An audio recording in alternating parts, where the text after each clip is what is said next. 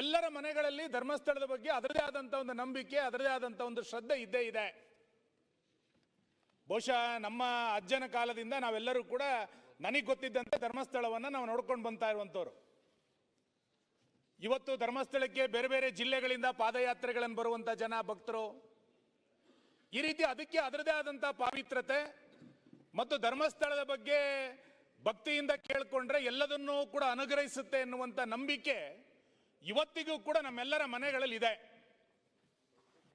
ಇವತ್ತು ಆ ಧರ್ಮಸ್ಥಳ ಪುಣ್ಯಕ್ಷೇತ್ರ, ಧರ್ಮಸ್ಥಳ ಪ್ರಮಾಣ ಕ್ಷೇತ್ರ, ಮಾತನಾಡುವ ಮಂಜುನಾಥ ಅನ್ನುವಂಥ ಹೆಸರಿನಿಂದ ಪ್ರಸಿದ್ಧ ಆಗಿರುವಂಥ ಧರ್ಮಸ್ಥಳದ ಬಗ್ಗೆ ಕೆಲವು ತಿಂಗಳುಗಳಿಂದ ಬಹಳ ದೊಡ್ಡ ಪ್ರಮಾಣದಲ್ಲಿ ಒಂದು ಅಪಪ್ರಚಾರವನ್ನು ಮಾಡುವಂತ ಒಂದು ಹುನ್ನಾರ ನಡೀತಾ ಇದೆ. ಇದ್ಯಾವುದೋ ಒಂದು ದಿನ ಯಾವುದೋ ಒಬ್ಬ ವ್ಯಕ್ತಿ ಮಾಡಿದ್ದೇನೆ ಅಂತಂದಿದ್ರೆ ಇವತ್ತಿಲ್ಲಿ ಚರ್ಚೆ ಮಾಡುವಂತ ಅವಶ್ಯಕತೆಗಳಿರಲಿಲ್ಲ. ಆದ್ರೆ ಅಪಪ್ರಚಾರ ನಿರಂತರವಾಗಿ ನಡೀತಾ ಒಂದು ಧಾರ್ಮಿಕ ನಂಬಿಕೆಯನ್ನ ದುರ್ಬಲಗೊಳಿಸುವಂತ ಪ್ರಯತ್ನವನ್ನ ಕೆಲವು ವ್ಯಕ್ತಿಗಳು ನಿರಂತರವಾಗಿ ಮಾಡ್ತಾ ಇದ್ದಾರೆ. ಸರ್ಕಾರ ಸಹಾನುಭೂತಿ ತೋರಿಸ್ತಾ ಇದೆಯೇನೋ ಅನ್ನುವಷ್ಟರ ಮಟ್ಟಿಗೆ ಅನುಮಾನಗಳು ನಿರ್ಮಾಣ ಆಗಿದೆ. ನಾನು ಧರ್ಮಸ್ಥಳದ ಪರಿಸರದಲ್ಲಿ ಆ ಸೌಜನ್ಯ ಅನ್ನುವಂಥ ಹೆಣ್ಣು ಮಗಳ ಸಾವೇನಾಯಿತು, ಅದಕ್ಕೆ ನ್ಯಾಯ ಒದಗಿಸಬೇಕು ಅನ್ನೋದ್ರ ಬಗ್ಗೆ ನಮ್ದು ಯಾರ್ದು ಕೂಡ ಬಿಜೆಪಿಯ ಕಡೆಯಿಂದ ಅಭ್ಯಂತರಗಳಿಲ್ಲ. ಆ ಹೆಣ್ಣು ಮಗಳಿಗೆ ನ್ಯಾಯ ಸಿಗಲೇಬೇಕು. ಅದಕ್ಕೆ ಇನ್ಯಾವುದಾದ್ರು ತನಿಖೆಯನ್ನು ತೆಗೆದುಕೊಂಡು ಬಂದು ಆ ಹೆಣ್ಣು ಮಗಳಿಗೆ, ಆ ಕುಟುಂಬಕ್ಕೆ ನ್ಯಾಯ ಕೊಡ್ಲಿಕ್ಕೆ ಬೇಕಾದಂತ ಎಲ್ಲ ಪ್ರಕ್ರಿಯೆಯನ್ನು ನಾವೆಲ್ಲರೂ ಕೂಡ ಒಟ್ಟಾಗಿ ಸೇರಿ ಮಾಡೋಣ. ಅದ್ರ ಬಗ್ಗೆ ಭಿನ್ನಾಭಿಪ್ರಾಯಗಳಿಲ್ಲ. ಅದಕ್ಕೆ ಹಿಂದೆ ಸಿಬಿಐ ತನಿಖೆ ಆಗಿತ್ತು, ಕೋರ್ಟ್ ತೀರ್ಪುಗಳೇನು ಬಂದಿತ್ತು, ನಾನು ಅದನ್ನು ಚರ್ಚೆ ಮಾಡ್ಲಿಕ್ಕೆ ಹೋಗೋದಿಲ್ಲ. ಆದ್ರೆ ಅಭಿವ್ಯಕ್ತಿ ಸ್ವಾತಂತ್ರ್ಯ ಅನ್ನುವಂಥ ಹೆಸರಿನಡಿನಲ್ಲಿ ಧಾರ್ಮಿಕ ನಂಬಿಕೆಯ ಹರಣವನ್ನ ಮಾಡುವಂತ ಪ್ರಕ್ರಿಯೆಗಳು ನಿರಂತರವಾಗಿ ನಡೀತಾ ಇದೆ. ನಮಗೆ ಅಭಿವ್ಯಕ್ತಿ ಸ್ವಾತಂತ್ರ್ಯ ಇದೆ, ನಾವು ಏನ್ ಬೇಕಾದ್ರೂ ಮಾತಾಡ್ಬೋದು, ನಮಗೆ ಅವಕಾಶ ಇದೆ ಅಂತ ಹೇಳ್ತಾ ಅದಕ್ಕೆಲ್ಲ ಒಂದು ಕಡೆ ಸಂವಿಧಾನದ ನೆರಳನ್ನ ತೆಗೆದುಕೊಂಡು ಬಂದು, ಕಾನೂನಿನ ನೆರಳನ್ನ ತೆಗೆದುಕೊಂಡು ಬಂದು ಯಾರನ್ನ, ಯಾವ ಕ್ಷೇತ್ರವನ್ನ ಎಷ್ಟು ಬೇಕಾದ್ರೂ ಅಪಮಾನ ಮಾಡಬಹುದು ಅನ್ನುವಷ್ಟರ ಮಟ್ಟಿಗೆ ದಿನದಿಂದ ದಿನಕ್ಕೆ ಈ ಪ್ರಕರಣಗಳು ವಿಜೃಂಭಿಸಲಿಕ್ಕೆ ಪ್ರಾರಂಭ ಆಗಿದೆ. ನನಗೆ ಪರಮೇಶ್ವರ್ ಅವರು ಗೃಹ ಸಚಿವರಾಗಿದ್ದಾರೆ. ಮಂಜುನಾಥನ ಇನ್ನೊಂದು ಹೆಸರೇ ಪರಮೇಶ್ವರ. ಇಷ್ಟು ಮಂಜುನಾಥನ ಬಗ್ಗೆ, ಧರ್ಮಸ್ಥಳ ಕ್ಷೇತ್ರದ ಬಗ್ಗೆ ಅಪಪ್ರಚಾರಗಳು ನಡೆದಾಗ ಒಂದು ಸರ್ಕಾರಕ್ಕೆ ಏನಾರು ಅನ್ನಿಸ್ಬೇಕಲ್ಲ. ನಮ್ಮ ರಾಜ್ಯದ ಒಂದು ದೇವಸ್ಥಾನ, ಇಡೀ ಕೋಟ್ಯಾಂತರ ಜನರ ಭಕ್ತರ ಕೇಂದ್ರ ಇದು. ಇದಕ್ಕೆ ಪ್ರತಿನಿತ್ಯ ಅಪಪ್ರಚಾರಗಳು ನಡೀತಾ ಇದೆ. ಒಂದು ಗುಂಪು ವ್ಯವಸ್ಥಿತ ಪಿತೂರಿಯನ್ನ ಮಾಡ್ತಾ ಇದೆ ಅಂತ, ಪಿತೂರಿ ಎನ್ನುವಂತ ಶಬ್ದವನ್ನೇ ಬಳಸ್ತೇನೆ ನಾನು. ಪಿತೂರಿಯನ್ನ ಮಾಡ್ತಾ ಇದೆ. ಇದಕ್ಕೆಲ್ಲರ ಕಡೆ ಕಡಿವಾಣ ಹಾಕಬೇಕು ಅಂತೇಳಿ ಸರ್ಕಾರಕ್ಕೆ ಅನ್ನಿಸ್ಲೇ ಇಲ್ಲ. ಪ್ರತಿದಿನ ಒಬ್ರಲ್ಲ ಒಬ್ರು ಬರ್ತಾರೆ, ನಾನೊಂದಿಷ್ಟು ಸಾಕ್ಷಿ ಕೊಡ್ತೀನಿ ಅಂತ ಹೇಳ್ತಾರೆ. ನಾಳೆ ಇನ್ನೊಬ್ಬ ಬರ್ತಾನೆ, ಇನ್ನೊಂದಿಷ್ಟು ಗುಂಡಿ ತೆಗಿಬೇಕು ಅಂತ ಹೇಳ್ತಾನೆ. ಹಿಂಗೆಲ್ಲ ಒಂದಿಷ್ಟು ದಿನನಿತ್ಯ ನಡೀತಾ ಇದೆ. ಇವತ್ತು ಕೂಡ ಇನ್ಯಾರೋ 2 ಜನ ಬಂದಿದ್ದಾರೆ ಅಂತೇಳಿ ನಾನು ಪತ್ರಿಕೆಗಳಲ್ಲಿ ನೋಡಿದೆ. ಸತ್ಯ ಅಲ್ಲಿ ಏನಾರ ಘಟನೆಗಳಾಗಿದ್ರೆ ಸತ್ಯ ಹೊರಗೆ ಬರಬೇಕು ಅನ್ನೋದ್ರ ಬಗ್ಗೆ ಯಾರ್ದು ಕೂಡ ಭಿನ್ನಾಭಿಪ್ರಾಯಗಳಿಲ್ಲ. ಯಾರೋ ಒಬ್ಬ ವ್ಯಕ್ತಿ, ಮಾನ್ಯ ಗೃಹ ಸಚಿವರು ಹೇಳಿದಂತೆಯೇ 164ನಲ್ಲಿ ಹೇಳಿಕೆಯನ್ನು ಕೊಟ್ಟು ನನಗೊಂದು ಬುರುಡೆ ಸಿಕ್ಕಿದೆ ಅಂತೇಳಿ ಬರ್ತಾನೆ. ಇವತ್ತು ಆತ ತೆಗೆದುಕೊಂಡು ಬಂದಂತ ಬುರುಡೆಯ ಬಗ್ಗೆ ತನಿಖೆನೇ ಆಗಲಿಲ್ಲ. ಇನ್ನು ಅದೇ ಬುರುಡೆ, ಹೊಸ ಬುರುಡೆಯ ಬಗ್ಗೆ, ಹೊಸ ಗುಂಡಿಗಳ ಬಗ್ಗೆ ಇವತ್ತು ತನಿಖೆಗಳು ನಡೀಲಿಕ್ಕೆ ಪ್ರಾರಂಭ ಆಗಿದೆ. ಆ ವ್ಯಕ್ತಿ ಇಲ್ಲಿ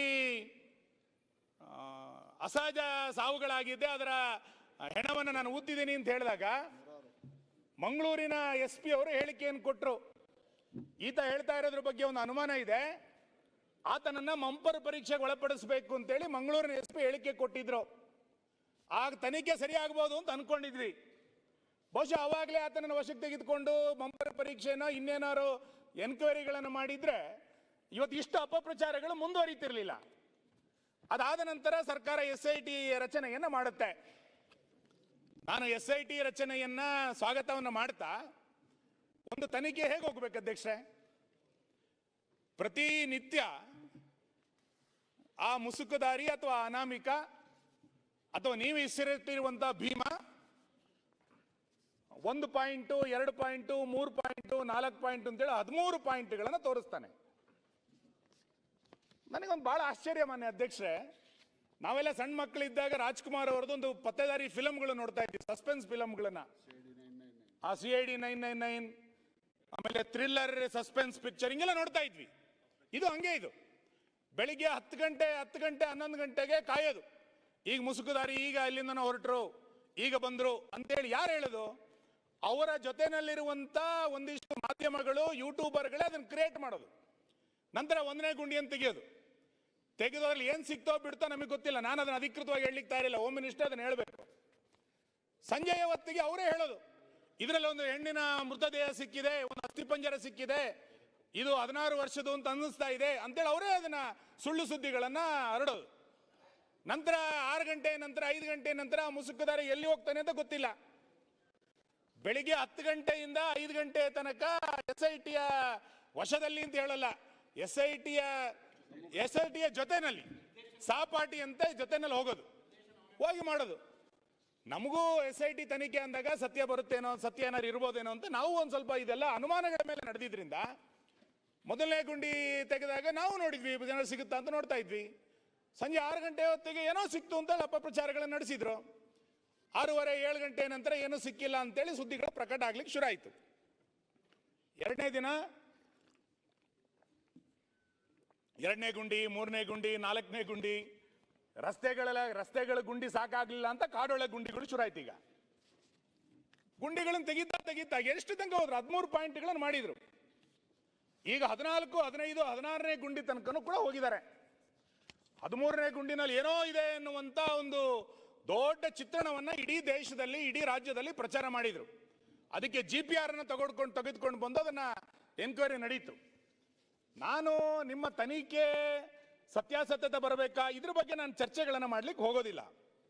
ಆದ್ರೆ ಆ ಮುಸುಕುದಾರಿ ನಿಮ್ಮ ಡಿಪಾರ್ಟ್ಮೆಂಟಿಗೆ ಮಂಕು ಕರೆಯುವ ರೀತಿಯಲ್ಲಿ ಮಾಡ್ತಾ ಇದ್ದಾರೆ. ನೀವು ಮೊನ್ನೆ 0 ಅವರಲ್ಲಿ ರೈಸ್ ಮಾಡಿದಾಗ ಹೇಳಿದ್ರೆ ನಮಗೆ ಅವ್ರು ಎಷ್ಟು ಹೇಳ್ತಾರೋ ಅಂತೇಳಿ ಅಷ್ಟು ಗುಂಡಿಗಳನ್ನು ತೆಗಿಲಿಕ್ಕೆ ಆಗಲ್ಲ ಅನ್ನುವಂತ ಹೇಳಿಕೆಯನ್ನು ಸದನದಲ್ಲಿ ನೀವು ಮಾಡಿದಿರಿ. ಆದ್ರೆ ಇದು ಎಲ್ಲಿಯ ತನಕ ನಡೀತದೆ? ಇದಕ್ಕೊಂದು ಕಾಲಮಿತಿ ಇಲ್ವಾ? ನಮ್ಮ ಡಿಮ್ಯಾಂಡ್, ಬಿಜೆಪಿ ಡಿಮ್ಯಾಂಡ್ ಮಧ್ಯಂತರ ವರದಿಯನ್ನು ಕೊಡಿ ಅಂತ. ಈ ಊಹಾಪೋಹಗಳಿಗೆ ತೆರೆ ಎಳಿರಿ. ಒಂದು ಮಧ್ಯಂತರ ವರದಿಯನ್ನು ಕೊಡಿ. ಸದನ ನಡೀತಾ ಇರುವಂತಹ ಸಂದರ್ಭದಲ್ಲಿ 12-13 ದಿನಗಳ ಕಾಲ ಚರ್ಚೆ ಆಗಿದೆ. ಇಡೀ ರಾಜ್ಯದ ಜನ ಆತಂಕದಿಂದ ಶ್ರದ್ಧೆಯ ಮೇಲೆ ಧಕ್ಕೆ ಆಗಿದೆ ಅಂತೇಳಿ ಮಾತಾಡ್ತಿದ್ದಾರೆ, ರಸ್ತೆಗೆ ಬಂದಿದ್ದಾರೆ. ನೀವು ನೋಡಿ, 16-17 ಜಿಲ್ಲೆಗಳಲ್ಲಿ ಸಾವಿರಾರು ಜನ ರಸ್ತೆಗೆ ಬರ್ಲಿಕ್ಕೆ ಪ್ರಾರಂಭ ಮಾಡಿದ್ದಾರೆ. ಇಂಥ ಸಂದರ್ಭದಲ್ಲಿ ಸರ್ಕಾರ ಒಂದು ಸೋಮೋಟ ಹೇಳಿಕೆಯನ್ನು ಬಿಡುಗಡೆ ಮಾಡಬೇಕಾಗಿತ್ತು. ಇಂಥ ಒಂದು ಧಾರ್ಮಿಕ ಕ್ಷೇತ್ರದ ಬಗ್ಗೆ ಒಂದು ಚರ್ಚೆ ಬಂದಿತ್ತು ಅಂತ ಹೇಳಬೇಕಾಗಿತ್ತು. ಸರ್ಕಾರ ಅದನ್ನು ಹೇಳಲಿಕ್ಕೆ ತಯಾರಿಲ್ಲ, ಸರ್ಕಾರ ಅದನ್ನು ಮಾತಾಡ್ಲಿಕ್ಕೆ ತಯಾರಿಲ್ಲ. ನನಗೆ ಇವೆಲ್ಲದನ್ನು ನೋಡಿದಾಗ ಅನ್ಸುತ್ತೆ, ನಿಮ್ಮ ಸರ್ಕಾರದ ಸಹಾನುಭೂತಿ, ಗೃಹ ಇಲಾಖೆಯ ಸಹಾನುಭೂತಿಯ ಕಾರಣಕ್ಕೋಸ್ಕರನೇ ಇಷ್ಟು ದೊಡ್ಡ ಪ್ರಮಾಣದ ಅಪಪ್ರಚಾರಗಳು ನಡೀತಾ ಇದೆ, ಮುಂದೆಯೂ ಕೂಡ ನಡೆಯುವಂತ ಒಂದು ಹುನ್ನಾರವನ್ನು ನೀವೆಲ್ಲರೂ ಕೂಡ ಸೇರಿ ನಡೆಸಿದ್ದೀರಿ ಅಂತ. ಮಾನ್ಯ ಅಧ್ಯಕ್ಷರೇ, ನೀವು ನಮ್ಮ ಜಿಲ್ಲೆನವರು, ಧರ್ಮಸ್ಥಳದ ಬಗ್ಗೆ, ಪೂಜ್ಯ ವೀರೇಂದ್ರ ಹೆಗ್ಗಡೆಯವರ ಬಗ್ಗೆ ಮತ್ತು ಆ ಇಡೀ ಪರಿಸರದ ಬಗ್ಗೆ ಎಷ್ಟೊಂದು ಗೌರವದ ವಾತಾವರಣ ಇದೆ. ನೀವು ಮಾನ್ಯ ಗೃಹ ಸಚಿವರು ನಾನು ಕೇಳ್ತೇನೆ, ಕಳೆದ 15 ದಿನಗಳಿಂದ ಅಥವಾ 1 ತಿಂಗಳಿಂದ ಕೆಲವರ ಸೋಷಿಯಲ್ ಮೀಡಿಯಾಗಳನ್ನು ಓಪನ್ ಮಾಡಿ, ಕೆಲವು ಫೇಸ್ಬುಕ್ಗಳನ್ನು ಓಪನ್ ಮಾಡಿ, ಕೆಲವು ಯೂಟ್ಯೂಬರ್ಗಳನ್ನು ಓಪನ್ ಮಾಡಿ, ಧರ್ಮಸ್ಥಳದ ಮಂಜುನಾಥವನ್ನ ಫೋಟೋ ಹಾಕಿ ಎಷ್ಟು ಅವಾಚ್ಯವಾಗಿ ಮಾತಾಡಿದ್ದಾರೆ ನೋಡಿ. ಹಿಂದೂ ಧರ್ಮ, ಹಿಂದುತ್ವ ಮತ್ತು ಆ ಕುಟುಂಬವನ್ನು ಉದ್ದೇಶಿಸಿ ಎಷ್ಟು ಕೀಳಾಗಿ ಆ ಕ್ಷೇತ್ರದ ಬಗ್ಗೆ ಅವಹೇಳನಕಾರಿಯಾದಂಥ ಮಾತುಗಳನ್ನು ಹೇಳಿದ್ದಾರೆ ಅಂತ ನೀವು ನೋಡಿ. ನಾನು ತುಂಬ ಉಲ್ಲೇಖ ಮಾಡ್ಲಿಕ್ಕೆ ಹೋಗಲ್ಲ. ಅವತ್ತು KGಹಳ್ಳಿ DGಹಳ್ಳಿನಲ್ಲಿ ಒಂದು ಗಲಾಟೆ ಆಯಿತು ನಮ್ಮ ಸರ್ಕಾರ ಇದ್ದಾಗ. ಸಿದ್ದರಾಮಯ್ಯ ಇಲ್ಲಿ ಕೂತ್ ಭಾಷಣ ಮಾಡಿದ್ದು ನಾನು ಇಲ್ಲಿ ತಗೊಂಡ್ಬಂದಿದ್ದೀನಿ, ಆ ಡಾಕ್ಯುಮೆಂಟ್ಸ್ ನನ್ನ ಹತ್ರ ಇದೆ. ಒಬ್ಬ ಫೇಸ್ಬುಕ್ನಲ್ಲಿ ಒಂದು ಮತದ ಯಾರೋ ಪ್ರಮುಖರ ಬಗ್ಗೆ ಅವಹೇಳನ ಮಾಡ್ದ ಅನ್ನುವಂತ ಒಂದು ಪೋಸ್ಟ್ ಅನ್ನ ಇಟ್ಕೊಂಡು, ಫೇಸ್ಬುಕ್ ಹಾಕಲಂತ ಒಂದು ಪೋಸ್ಟ್ ಅನ್ನ 6 ಗಂಟೆಗೆ ಹಾಕ್ತಾ ಅನ್ನೋದನ್ನ ಇಟ್ಕೊಂಡು ಇಡೀ ಪೊಲೀಸ್ ಸ್ಟೇಷನ್ ಅನ್ನ ಒಂದು ಗುಂಪು ಸುಟ್ಟಾಕಿದೆ ಮತ್ತು ಒಂದು MLA ಮನೆಯನ್ನು ಸುಟ್ಟಾಕ್ತು. ಅವಾಗ ಇದೇ ಸಿದ್ದರಾಮಯ್ಯನವರು ವಿರೋಧ ಪಕ್ಷದ ನಾಯಕರಾಗಿ ಭಾಷಣ ಮಾಡಿದ ಏನು ಅಂತ ಕೇಳಿದ್ರೆ, ಆ ಪೋಸ್ಟ್ ನಿಂದ ಭಾವನೆಗಳಿಗೆ ಧಕ್ಕೆ ಆಯಿತು, ಭಾವನೆಗಳಿಗೆ ಧಕ್ಕೆ ಆದಂತ ಜನ ಆಕ್ರೋಶದಿಂದ ಪೊಲೀಸ್ ಸ್ಟೇಷನ್ಗೆ ಬೆಂಕಿ ಹಾಕಿದ್ರು ಅಂತೇಳಿ ಸಿದ್ದರಾಮಯ್ಯನವರು ಭಾಷಣ ಮಾಡಿದ್ದಾರೆ. ಇಲ್ಲಿ ನಿಮಗೆ ಒಂದು ಪೋಸ್ಟ್ ಒಂದು ಪೊಲೀಸ್ ಸ್ಟೇಷನ್ ಅನ್ನ ಬೆಂಕಿ ಇಡುತ್ತೆ ಅಂತಾದ್ರೆ ಇಲ್ಲಿ ಎಷ್ಟು ಪೋಸ್ಟ್ಗಳನ್ನು ಹಾಕಿದ್ದಾರೆ ಮಾನ್ಯ ಗೃಹ ಸಚಿವರೇ? ಎಷ್ಟು ಅವೇಳನಕಾರಿಯಾದಂಥ ಸಂಗತಿಗಳು ನೂರಾರು ಬಂದಾಗ ನಿಮ್ಗೆ ಯಾಕೆ ಸುಮ್ಮನೆ ಅನ್ನಿಸ್ಲಿಲ್ಲ? ಭಾವನೆಗಳಿಗೆ ಧಕ್ಕೆ ಆಗಿದೆ ಅಂತೇಳಿ ಯಾಕೆ ಅನ್ನಿಸ್ಲಿಲ್ಲ? ಕೋಟ್ಯಾಂತರ ಜನರ ಭಾವನೆಗಳಿಗೆ ಧಕ್ಕೆ ಆಗ್ತಿದೆ ಧರ್ಮಸ್ಥಳ ಅಪಪ್ರಚಾರದ ಮುಖಾಂತರ ಅಂತೇಳಿ ಯಾಕೆ ಸರ್ಕಾರಕ್ಕೆ ಅನ್ನಿಸ್ಲಿಲ್ಲ? ನಾನು ಇನ್ನೂ ಒಂದು ಘಟನೆ ವಿಷಯವನ್ನು ಪ್ರಸ್ತಾಪ ಮಾಡಲೇಬೇಕಿಲ್ಲಿ. ನಮ್ಮ ಜಿಲ್ಲೆನಲ್ಲಿ ನೀವು ನೆನ್ನೆ ಹೇಳಿದ್ರಿ ಏನು, ನೆನ್ನೆ ವೇದವ್ಯಾಸ ಕಾಮತ್ರು ಒಂದು ಪ್ರಶ್ನೆ ಕೇಳಿದಾಗ ದಕ್ಷಿಣ ಕನ್ನಡ ಜಿಲ್ಲೆಯ ಶಾಂತಿ ಕಾಪಾಡಬೇಕು, ಸೌಹಾರ್ದತೆ ಕಾಪಾಡಬೇಕು, ಇದಕ್ಕೆ ನಾವೆಲ್ಲ ಪ್ರಯತ್ನ ಮಾಡಬೇಕು ಅಂತೇಳಿ ಒಂದು ಒಳ್ಳೆಯ ಉತ್ತರವನ್ನು ನೀವು ಕೊಟ್ರಿ. ನಾನು ಸ್ವಾಗತಿಸ್ತೇನೆ ನಿಮ್ಮ ಉತ್ತರವನ್ನು. ಆ ಘಟನೆ ಹಿಂದೆ 2 ಮರ್ಡರ್ಗಳಾದಂಥ ಘಟನೆಯ ಸಂದರ್ಭದಲ್ಲಿ ನಾವೆಲ್ಲ ಶಾಸಕರು ಇಲ್ಲಿದ್ದೀವಿ. ನಿಮ್ಮ ಮಂಗಳೂರಿನ ಜಿಲ್ಲಾಡಳಿತ, ಉಡುಪಿಯ ಜಿಲ್ಲಾಡಳಿತ, ಪೊಲೀಸ್ ಇಲಾಖೆ ನಮ್ಮೆಲ್ಲ ಕಾರ್ಯಕರ್ತರ ಫೇಸ್ಬುಕ್ಗಳನ್ನು ಹುಡುಕಿ ಇದರಲ್ಲಿ ಧಾರ್ಮಿಕ ನಿಂದನೆ ಏನಿದೆ, ಇದರಲ್ಲಿ ಧಾರ್ಮಿಕ ಪ್ರಚೋದನೆ ಏನಿದೆ ಅಂತೇಳಿ ಹುಡುಕಿ ಸುಳ್ಯದಿಂದ ಬೈಂದೂರಿನ ತನಕ 50ಕ್ಕೂ ಹೆಚ್ಚು FIRಗಳನ್ನ ಯಾರೋ ದೂರು ಕೊಟ್ಟಿದ್ದಲ್ಲ, ಸೋಮೋಟೋ ನೀವು ದಾಖಲು ಮಾಡಿದ್ರಿ. ಸೋಮೋಟೋ FIRಗಳನ್ನು ಹಾಕಿದ್ರಿ. ಏನಕ್ಕೆ ಹಾಕಿದ್ರಿ? ನನ್ನ ಕ್ಷೇತ್ರದ ಒಬ್ಬ ಕಾರ್ಯಕರ್ತ ರಾಮಾಯಣದ ಬಗ್ಗೆ ಏನೋ ಒಂದು ಪೋಸ್ಟ್ ಹಾಕಿದ ಅಂತಂದಾಗ ಬೆಳಿಗ್ಗೆ 6 ಗಂಟೆ ಕರ್ಕೊಂಡ್ಬಂದು ಅವನನ್ನು ಕರ್ಕೊಂಡೋಗಿ ಅರೆಸ್ಟ್ ಮಾಡಿದ್ರಿ ನೀವು. ಅದ್ರಲ್ಲಿ ಏನಿದೆ ಅಂತ ಕೇಳಿದ್ರೆ ಧಾರ್ಮಿಕ ಪ್ರಚೋದನೆ ಇದೆ ಅಂತ ಹೇಳಿದ್ರಿ. ನಾವು ಯಾರು ಕೂಡ ಅದಕ್ಕೆ ಪ್ರತಿಭಟನೆ ಮಾಡಲಿಲ್ಲ. ಆಯ್ತು, ಅದಕ್ಕೇನೋ ಅನ್ಸುತ್ತೆ ಅಂತ. ಅವಾಗ ಸೋಮೋಟೋ ಕೇಸುಗಳನ್ನ ದಾಖಲಿಸುವಂತ ನಿಮ್ಮ ಇಲಾಖೆ, ನಿಮ್ಮ ಆಡಳಿತ ಧರ್ಮಸ್ಥಳದ ಬಗ್ಗೆ ಇಷ್ಟೆಲ್ಲ ಅಪಪ್ರಚಾರಗಳು, ಅವಾಚ್ಯ ನಿಂದನೆಗಳಾದಾಗ ಯಾಕೆ ಸೋಮೋಟೋ ಒಂದು FIR ಮಾಡಲಿಲ್ಲ ನೀವು? ಅವತ್ತಿನಿಗೊಂದು ಕಾನೂನು, ಇವತ್ತಿಗೊಂದು ಕಾನೂನಾ? ಧರ್ಮಸ್ಥಳದ ಬಗ್ಗೆ ನೂರಾರು ಅಪಪ್ರಚಾರಗಳನ್ನ ಫೇಸ್ಬುಕ್ಗಳನ್ನು ಓಪನ್ ಮಾಡಿದ್ರೆ ನಮಗೆ ತಲೆ ತಗ್ಗಿಸ್ಬೇಕು, ಅಷ್ಟು ಆಕ್ರೋಶ ಬರುತ್ತೆ. ಇಷ್ಟು ಹಿಂದುತ್ವದ ಬಗ್ಗೆ, ಅವಹೇಳನ ಬಗ್ಗೆ, ಒಂದು ದೇವಸ್ಥಾನಗಳ ಬಗ್ಗೆ ಅಪಪ್ರಚಾರದ ಪೋಸ್ಟ್ಗಳನ್ನು ಹಾಕಿದಾಗ ನಿಮ್ಮ ಅಧಿಕಾರಿಗಳು ಒಂದು FIR ಹಾಕೋದಿಲ್ಲ ಅಂತಂದ್ರೆ ಏನ್ ತಿಳ್ಕೊಳ್ಬೇಕು ಸರ್ಕಾರದ ಬಗ್ಗೆ? ನಾವು ಸರ್ಕಾರ ಇದಕ್ಕೆ ಸಪೋರ್ಟ್ ಮಾಡ್ತಾ ಇದೆ ಅಂತ ಅನ್ಕೊಳ್ಬೇಕ ನಾವು? ನಾನು ಅದಕ್ಕೆ ಹೇಳಿದೆ, ಸರ್ಕಾರದ ಸಹಾನುಭೂತಿ ಇದೆಯಾ ಈ ಅಪಪ್ರಚಾರಕ್ಕೆ? ಧರ್ಮಸ್ಥಳ ಕೇವಲ ಭಕ್ತಿಯ ಕೇಂದ್ರ ಮಾತ್ರ ಅಲ್ಲ. ಆ ಧರ್ಮಸ್ಥಳ ಕ್ಷೇತ್ರದಲ್ಲಿ ಕಳೆದ 50 ವರ್ಷಗಳಿಂದ ಒಂದು ಸರ್ಕಾರ ಮಾಡದಲೇ ಇರುವಂತ ನೂರಾರು ಸಾಮಾಜಿಕ ಕಾರ್ಯಗಳನ್ನ ಆ ಸಂಸ್ಥೆ ಮಾಡ್ತಾ ಬಂದಿದೆ. ನೀವು ಕೃಷಿ ಮೇಳದಿಂದ ಹಿಡಿದು ಅರಣ್ಯ ಬೆಳೆಸುವ ತನಕ, ಹೈನುಗಾರಿಕೆಯಿಂದ ಹಿಡಿದು ಮಧ್ಯವರ್ಜನ ಶಿಬಿರದ ತನಕ, ಕೆರೆ, ದೇವಸ್ಥಾನ, ಭಜನಾ ಮಂದಿರ, ರುದ್ರಭೂಮಿಯ ತನಕ ಸಂಸ್ಥೆ ಇವತ್ತು ದಾನ ಧರ್ಮಗಳನ್ನು ಮಾಡ್ತಾ ಬಂದಿದೆ. ಜ್ಞಾನ ವಿಕಾಸಕ್ಕೆ ಶಿಕ್ಷಕರನ್ನ ಕೊಡೋದ್ರಿಂದ ಆರಂಭ ಮಾಡಿ ಪ್ರಾಕೃತಿಕ ವಿಕೋಪದಲ್ಲಿ ಶೌರ್ಯ ಅನ್ನುವಂಥ ಟೀಮನ್ನು ಮಾಡಿ ಗ್ರಾಮಗಳಲ್ಲಿ ಸರ್ಕಾರ ಮಾಡಬೇಕಾಗಿರುವ ಕೆಲಸವನ್ನ ಧರ್ಮಸ್ಥಳ ಗ್ರಾಮಾಭಿವೃದ್ಧಿ ಯೋಜನೆ ಧರ್ಮಸ್ಥಳ ಕೇಂದ್ರವಾಗಿ ಇಟ್ಟುಕೊಂಡು ನಡೆಸ್ತಾ ಇದೆ. ಇಷ್ಟೆಲ್ಲ ಒಂದು ಸರ್ಕಾರಕ್ಕೆ ಸಾಮಾಜಿಕ ಪರಿವರ್ತನೆಯನ್ನು ಮಾಡ್ತಾ ಇರುವಂತ ಒಂದು ಕ್ಷೇತ್ರದ ಬಗ್ಗೆ ಇಷ್ಟು ಅವಹೇಳನ ಮಾಡಿದಾಗ ನಿಮ್ಮ ಸರ್ಕಾರಕ್ಕೆ ಅನ್ನಿಸ್ಲೇ ಇಲ್ವಲ್ಲ? ನಿನ್ನೆ ಯಾರೋ ಸಚಿವರಿಗೆ ಏಕವಚನದಲ್ಲಿ ಮಾತಾಡಿದ್ರು ಅಂತಂದಾಗ ನಿಮ್ಮ ಉಪಮುಖ್ಯಮಂತ್ರಿಗಳು ನಮಗೆ ಬಿಸಿ ರಕ್ತ ಇದೆ ಅಂತ ಭಾಷಣ ಮಾಡಿದ್ರು. ನಮಗೂ ಬಿಸಿ ರಕ್ತ ಇದೆ ಈ ಸಮಾಜಕ್ಕೆ. ಇಷ್ಟು ಧರ್ಮಸ್ಥಳದ ಬಗ್ಗೆ ಅಪಪ್ರಚಾರ ಮಾಡಿದಾಗ ಎಷ್ಟು ಬಿಸಿ ರಕ್ತದಿಂದ ಕುದಿಬೇಕಾಗಿತ್ತು ನಾವು? ಕೆಜಿಹಳ್ಳಿ ಘಟನೆಯಲ್ಲಿ ಒಂದು ಪೋಸ್ಟ್ ನಲ್ಲಿ ನೀವು ಬೆಂಕಿ ಹಾಕಿದಾಗ ಭಾವನೆಗಳಿಗೆ ಧಕ್ಕೆ ಆಯ್ತು ಅಂತ ಹೇಳಿ ಭಾಷಣ ಮಾಡಿರುವಂತ ಅವತ್ತಿನ ವಿರೋಧ ಪಕ್ಷದ ನಾಯಕರು ಇವತ್ತು ಮುಖ್ಯಮಂತ್ರಿ ಆಗಿ ಸಾವಿರಾರು ಪೋಸ್ಟ್ಗಳಾದಾಗ ನಿಮಗೆ ಭಾವನೆ ಧಕ್ಕೆ ಆಯ್ತು ಅಂತ ಅನ್ನಿಸ್ಲಿಲ್ವಾ? ನಾನು ಮಾನ್ಯ ಅಧ್ಯಕ್ಷರೇ, ಮಾನ್ಯ ಗೃಹ ಸಚಿವರು ಹೇಳ್ತಾ ಇದ್ದೀನಿ, ಜನ ರಸ್ತೆಗೆ ಇಳಿದಿದ್ದಾರೆ ಇವತ್ತು. ಎಲ್ಲಿಯ ತನಕ 13 ಗುಂಡಿ 14 ಗುಂಡಿ ಬಿಡಿ, ಧರ್ಮಸ್ಥಳದ ಒಳಗಿರುವಂತ ಬಾಹುಬಲಿ ಬೆಟ್ಟದ ಬುಡಕ್ಕೆ ಕೈ ಹಾಕಿದ್ರಿ ನೀವು. ಬಾಹುಬಲಿ ಬುಡಕ್ಕೆ ಕೈ ಹಾಕಿರುವಂತ ನಿಮಗೆ ಸರ್ಕಾರದ ಬುಡಕ್ಕೂ ಕೂಡ ಇದು ಬರುತ್ತೆ ಅನ್ನೋದು ನೆನಪಿರ್ಲಿ. ಸರ್ಕಾರದ ಬುಡಕ್ಕೂ ಬರುತ್ತಿದ್ದು ಅಷ್ಟು ಸುಲಭವಾಗಿ ತಪ್ಪಿಸ್ಕೊಳ್ಳಿಕ್ ಆಗಲ್ಲ ನೀವು. ನಮಗೆ ಬಹಳ ಆಶ್ಚರ್ಯ, ಪತ್ರಿಕೆಗಳಲ್ಲಿ ವರದಿ ಆಗ್ತಾ ಇರುವಂತದ್ದು, ನಮ್ಮ ಜಿಲ್ಲೆನಲ್ಲೇ ಸರ್ಕಾರಿ ಕೆಲಸವನ್ನು ಮಾಡಿದಂತ ಒಬ್ಬ ಹಿರಿಯ ಅಧಿಕಾರಿ ಈಗ ನಿಮ್ಮ ಪಾರ್ಟಿನಲ್ಲಿ ಸೇರಿ ಜನಪ್ರತಿನಿಧಿ ಆದ ನಂತರ ಒಂದು ಎಡಚರರು ಉಳಿದಂತವರು ಬೇರೆ ಬೇರೆ ಹೆಸರಿನಲ್ಲಿ ಸಂಘ ಸಂಸ್ಥೆಗಳನ್ನು ಕಟ್ಟಿಕೊಂಡು ಇದರ ಬಹಳ ದೊಡ್ಡ ಪ್ರಮಾಣದಲ್ಲಿ ಈ ಷಡ್ಯಂತ್ರವನ್ನು ನಡೆಸಿದ್ದಾರೆ ಅಂತೇಳಿ ಪತ್ರಿಕೆಗಳಲ್ಲಿ ವರದಿಯಾಗಿದೆ. ನಮಗೆ ಬಹಳ ಆಶ್ಚರ್ಯ ಆಗೋದು, ಆಯ್ತಪ್ಪ ಅಲ್ಲಿರುವಂತ ಯಾರೋ ಯುವಕರು ಇದಕ್ಕೆ ಮಾಡ್ತಿದ್ದಾರೆ, ಆಯ್ತು ಮಾಡಿ. ಧರ್ಮಸ್ಥಳದಲ್ಲಿ ಉಜಿರೆನಲ್ಲಿ ಯಾವುದೋ ಇದನ್ನ ಪ್ರತಿರೋಧವನ್ನ ಅಲ್ಲಿ ಸ್ಥಳೀಯರು ವ್ಯಕ್ತ ಮಾಡಿದಾಗ STP ಏನ್ ಸಂಬಂಧ ಸ್ವಾಮಿ? STPನವ್ರು ಯಾಕೆ ಪ್ರತಿಭಟನೆ ಮಾಡ್ಬೇಕು? ಅದಕ್ಕೆ ಧರ್ಮಸ್ಥಳಕ್ಕೂ STPಗೂ ಏನ್ ಸಂಬಂಧ? ಧರ್ಮಸ್ಥಳದಲ್ಲಿ ಯಾವುದೋ ಘಟನೆಗಳಾದಾಗ STP ಪ್ರತಿಭಟನೆ ಮಾಡ್ತಾರೆ ಅಂತಂದ್ರೆ ಇದರಿಂದ ಯಾರ್ಯಾರು ಇದ್ದಾರೆ ಅಂತ ಹೇಳ್ಬೇಕಲ್ಲ ನೀವು. ಇದರಿಂದ ನಡೀತಾ ಇರುವಂತ ಹುನ್ನಾರ ಏನು ಅನ್ನೋದು ನೀವು ಸ್ಪಷ್ಟ ಮಾಡಬೇಕಲ್ಲ. ಎಲ್ಲಿಯ ತನಕದ ಆಕ್ರೋಶವಾದಂತ ಮಾತುಗಳನ್ನ ಆಡಿದ್ರೂ ಕೂಡ ಈ ಸರ್ಕಾರ ಕಣ್ಣು ಮುಚ್ಚಿ ಕುಳಿತುಕೊಳ್ಳುತ್ತೆ ಅಂತಂದ್ರೆ ಅಲ್ಲಿರುವಂತ ಒಬ್ರು ಹೇಳ್ತಾರೆ, ಧರ್ಮಸ್ಥಳಕ್ಕೆ ನಾವು JCB ನುಗ್ಗಿಸ್ತೇವೆ, ಧರ್ಮಸ್ಥಳಕ್ಕೆ ನುಗ್ಗುತ್ತವೆ ಅನ್ನುವಂತ ಹೇಳಿಕೆಗಳನ್ನ ಕೊಟ್ಟಾಗ್ಲೂ ಕೂಡ ನಿಮ್ಮ ಸರ್ಕಾರ ಮಾತಾಡೋದಿಲ್ಲ.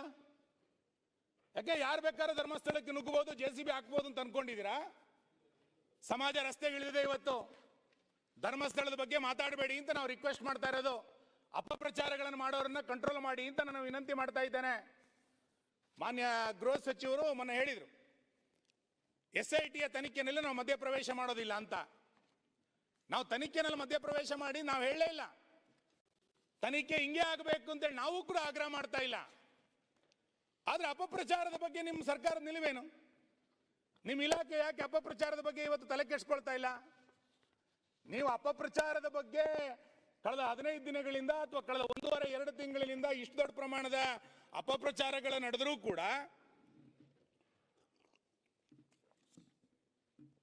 ನೀವು ಮೌನ ವಹಿಸಿರೋದು ನೋಡಿದ್ರೆ ನಮಗೆ ಇದ್ರ ಬಗ್ಗೆ ಅನುಮಾನ ಇರೋದು. ಸರ್ಕಾರ ಏನ್ ಪಿತೂರಿ ಮಾಡ್ಲಿಕ್ಕೆ ಹೊರಟಿದೆ? ಯಾರ್ಯಾರ ಜೊತೆ ಸೇರ್ಕೊಂಡು ಸರ್ಕಾರ ಪಿತೂರಿಯನ್ನು ಮಾಡ್ತಾ ಇದ್ದೀರಿ? ಹಿಂದೂ ಧಾರ್ಮಿಕ ಸಂಸ್ಥೆಗಳನ್ನ ಹೇಗ್ ಬೇಕಾದ್ರೂ ನಡೆಸ್ಕೊಂಡ್ರು ಸುಮ್ಮನಿರುತ್ತೆ ಅಂತೇಳಿ ನಿಮ್ಮ ಮನಸ್ಸಿಗೆ ಬಂದ್ಬಿಟ್ಟಿದ್ಯಾ? ಒಂದು ಪುಣ್ಯಕ್ಷೇತ್ರದ ಬಗ್ಗೆ, ನಮ್ಮ ನಾಡಿನ ಒಂದು ಪ್ರಸಿದ್ಧ ಪುಣ್ಯಕ್ಷೇತ್ರದ ಬಗ್ಗೆ ಇಷ್ಟೆಲ್ಲ ಅಪಪ್ರಚಾರಗಳು ಮಾಡಿದಾಗಲೂ ಸುಮ್ಮನೆ ಹೆಂಗಾಗತ್ತೆ?